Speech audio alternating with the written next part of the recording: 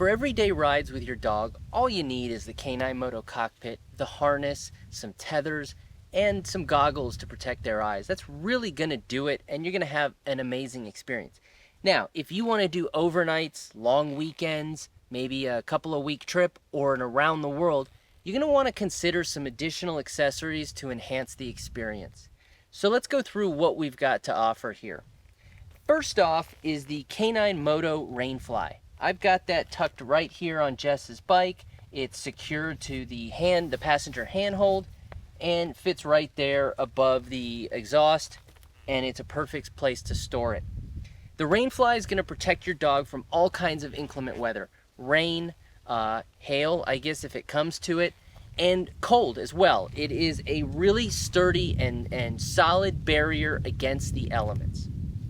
Now, a much more common element that you're going to face when it comes to extreme weather is heat and sun.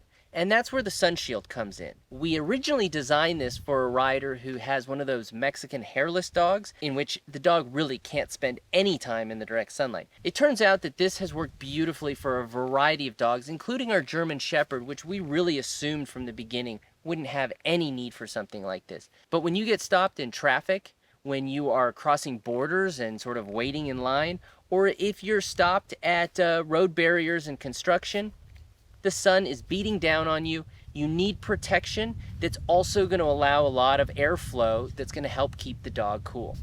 That's the sun shield. Now, for storage, where can we put the sun shield? This already has a nice spot. The sun shield can go in the K9 Moto tail bag, and that's really what we designed this for. This is, importantly, only for your dog stuff. This is not for you as the rider to use for your stuff. You've got plenty of other spaces. Now, I've currently got treats in here for Whimsy, but oftentimes we like to put the sun shield in here. As you can see, it really only occupies maybe about a third of the space, so there's room for other things in here. We also like to put her mother hucker in here so that you get off the bike, you're at a rest stop, you unzip, and there's the toy, you huck it, she goes running, and everybody's having a great time. So that's the tail bag. Subtle, out of the way, and easily accessible storage for a few of your accessories, only for your dog. From here, we need to be thinking about food because we've just been hucking, and there is nothing that gives you an appetite like hucking.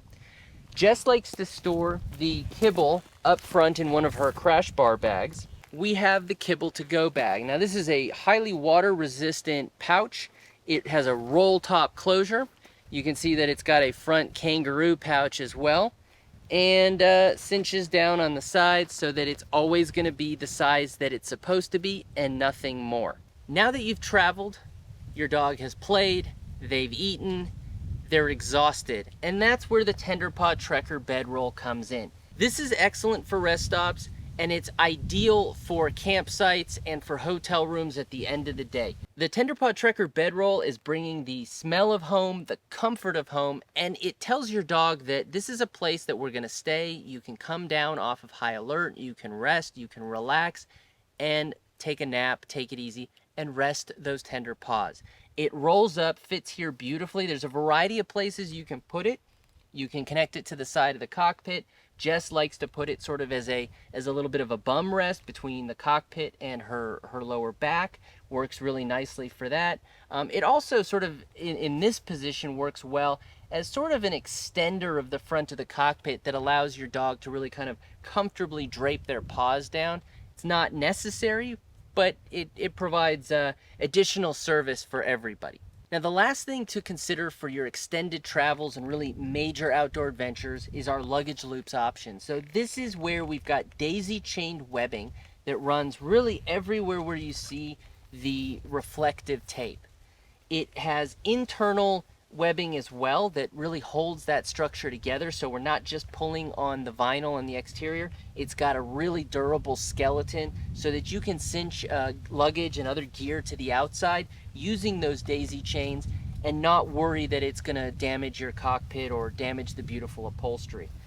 That is really the option for storing sort of dry bags on the outside. I mean, we've had cases where a whole series of dry bags are stacked around the exterior of the cockpit.